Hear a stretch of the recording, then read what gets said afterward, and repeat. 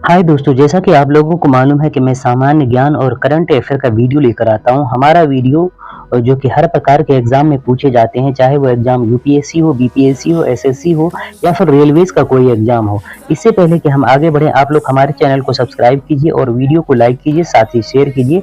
चलिए शुरू करते हैं। आज हम बिहार स्पेशल पार्ट 10 के बारे में बात करेंगे। इससे पहले बिहार स्पेशल का जो है हम 1 से लेकर 9 तक का पार्ट बना चुके हैं। अगर आप लोग नहीं देखे हैं तो देख लीजिए। और ये मौर्यकालीन समाज के साम्राज्य के बारे में बात कर रहे हैं। तो इससे पहले मौर्यकालीन साम्राज्य का 1 से लेकर 53 क्वेश्चन बना चुके हैं। और ये हमारा 54 से लेके आगे तक जहां तक है उन पे बात करेंगे। तो चलिए, इससे पहले हम शुरू करें, आप लोग हमारे चैनल को सब्सक्राइब कर दीजिए, क्योंकि नया चैनल है, जहां तक हो सके सपोर्ट कीजिए। क्वेश्चन है, मौर्यकालीन प्रशासन में राजुक कौन थे? मौर्यकालीन प्रशासन में राजुक कौन थे? एक बार फिर से देख लीजिए, राजुक कौन थे? तो न्यायिक अधिकारी थे, सैनिक अधिकारी थे, कर वसूलने वाले अधिकारी थे। तो इनमें से कोई नहीं थे, तो इसका सही उत्तर हो जाएगा उपयुक्त में से कोई नहीं। चलिए अगला क्वेश्चन है, मौर्यकालीन विद्वानों में किन किन नाम आता है? मौर्यकालीन विद्वानों में किन किन का नाम आता है? इस देख लीजिए, यहाँ कूट का प्रयोग करना है। थोड़ा सा स्क्रॉल करते हैं क्वेश्चन को।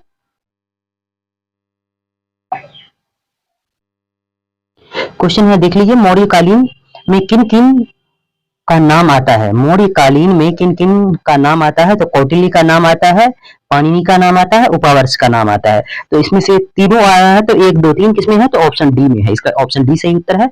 चलिए अगला क्वेश्चन की तरफ। अगला क्वेश्चन है, मौर्यकालीन स्थापत्य के सुंदर उदाहरण है। मौर्यकालीन स्थापत्य के सुंदर उदाहरण जो है कौन सा है? तो आप लोगों को बताना है।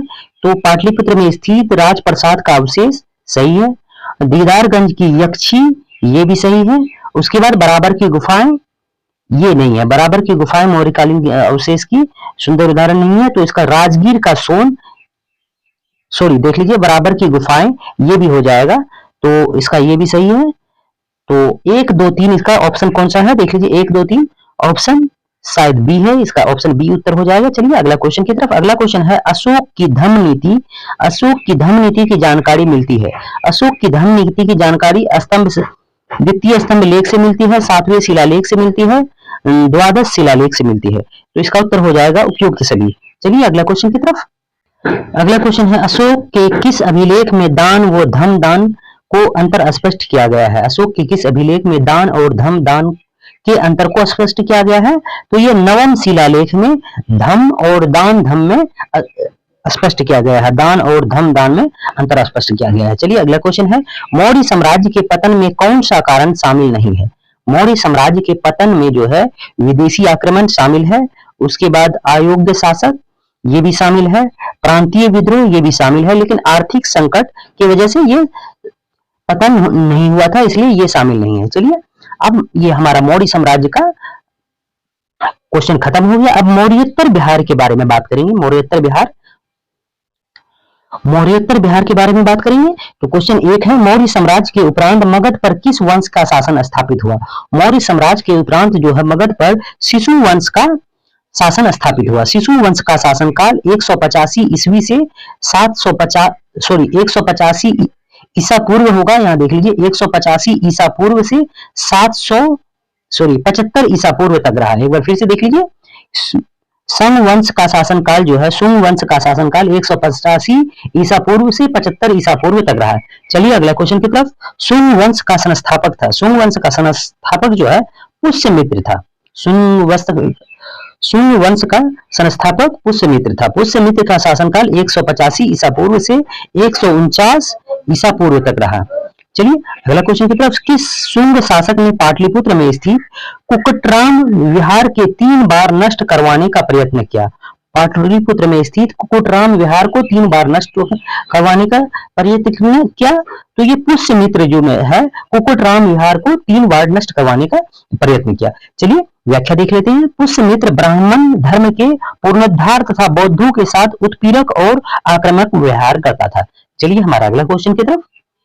अगला क्वेश्चन है, पाटलिपुत्र पर यवन डेमेट्रियस का आक्रमण किस वंश के शासन के समय हुआ था? पाटलिपुत्र पर यमन डेमेट्रियस का आक्रमण किस वंश के शासनकाल में हुआ था? तो सुंग वंश के शासनकाल में हुआ था।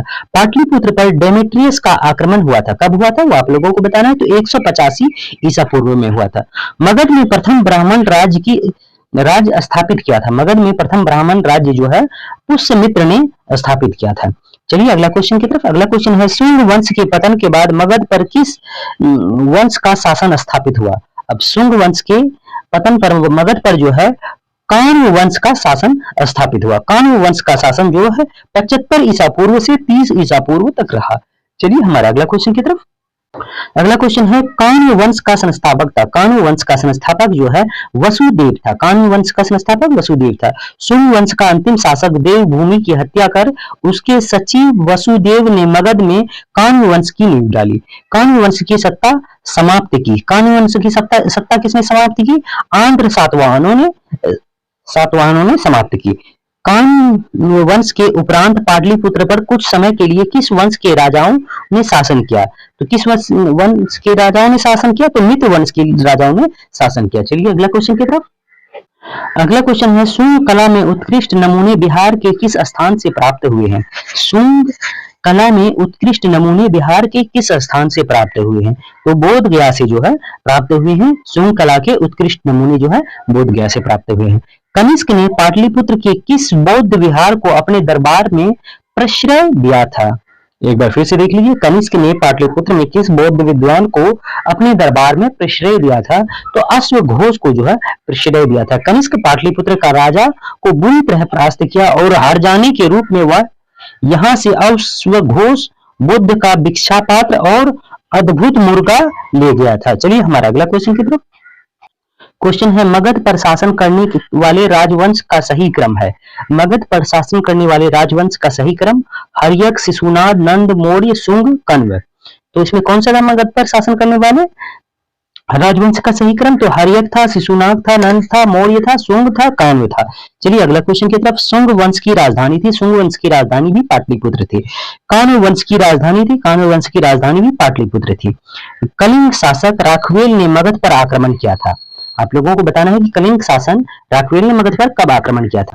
तो कलिंग शासक राखवेल ने मगध पर आक्रमण जो है पहली शताब्दी ईसा पूर्व के अंत में किया था। चलिए अगला क्वेश्चन की तरफ। अगला क्वेश्चन है कलिंग नरेश खारवेल ने कलिंग नरेश खारवेल ने कहां से कीमती उपहार प्राप्त किया था? तो अंग एवं मगध से कीमती उपहार प्राप्त किया था। अगला व्याख्या देख लेते हैं। उपहारों में जिनकी प्रतिमा तथा पद चिन्ह शामिल है। चलिए कुषाण साम्राज्य के पतन के उपरांत संभवतः मगध पर शासन रहा। मगध पर किसका शासन रहा? तो लिच्छवियों का शासन रहा था। कुषाण वंश के पतन के उपरांत जो है मगध पर लिच्छवियों का शासन रहा था। कुछ इतिहासकारों के अनुसार मगध पर शक मंडूरों का नियंत्रण हो गया था। चलिए हमारा अगला क्वेश्चन की तरफ। अगला क्वेश्चन है गार्गी संहिता में पाटलिपुत्र पर यवनों का आक्रमण का उल्लेख है। यह आक्रमण किसके शासनकाल में हुआ था? तो यवनों का आक्रमण जो है पुष्यमित्र के शासनकाल में हुआ था। अगला क्वेश्चन है सुप्रसिद्ध बौद्ध विद्वान अश्वघोष को प्रश्रय देने वाला शासक था? अश्वघोष को प्रश्रय देने वाला शासक कनिष्क था। चलिए हमारा अगला क्वेश्चन की तरफ। अगला क्वेश्चन हमारा गुप्तकालीन बिहार से होगा। गुप्तकालीन यानी गुप्त काल के जो समय में बिहार था, बिहार उस तरह का होगा गुप्तकालीन बिहार। तो चलिए क्वेश्चन शुरू करते हैं। चंद्रगुप्त प्रथम का राज्याभिषेक हुआ था। चंद्रगुप्त प्रथम का राज्याभिषेक जो है पाटलिपुत्र में हुआ था। चंद्रगुप्त के पाटलिपुत्र में राज्याभिषेक और राजवंश की स्थापना का वर्ष था तो कब था? तो 320 ईस्वी में था। किस शासक ने वैशाली के लिच्छवी राजकुमारी कुमार देवी से विवाह किया था? तो चंद्रगुप्त प्रथम ने जो है वैशाली की लिच्छवी राजकुमारी कुमार देवी से विवाह किया था। चलिए हमारा अगला क्वेश्चन की तरफ। क्वेश्चन है पर चंद्रगुप्त प्रथम ने 320 ईसा पूर्व में महाराज धीराज की उपाधि धारण की थी। महाराज धीराज की उपाधि धारण की थी। तो उपाधि जो है कहां धारण की थी? तो पाटलिपुत्र में धारण की थी। 320 ईसा पूर्व में चंद्रगुप्त ने गुप्त संवत का भी प्रचलन चलाया था। मतलब गुप्त संवत, गुप्त सिक्कों का भी प्रचलन चलाया था। चलिए अगला क्वेश्चन की तरफ। किस शासक ने स्वर्ण को लिच्छवी दोहित्र कहा था? तो किस शासक ने स्वर्ण को लिच्छवी दोहित्र कहा था? तो समुद्रगुप्तम ने जो है स्वर्ण को लिच्छवी दोहित्र कहा था। अगला क्वेश्चन है बिहार में गुप्त शक्ति के संगठन का श्रेय दिया जाता है। बिहार में गुप्त शक्ति के संगठन का श्रेय चंद्रगुप्त द्वितीय को दिया जाता है। अगला क्वेश्चन है गुप्त साम्राज्य की राजधानी थी? तो गुप्त साम्राज्य की राजधानी पाटलिपुत्र थी। चलिए अगला क्वेश्चन है किस शासक ने श्रीलंका के राजा मेघवर्मन ने गया में एक बौद्ध मठ स्थापित करने की अनुमति दी थी?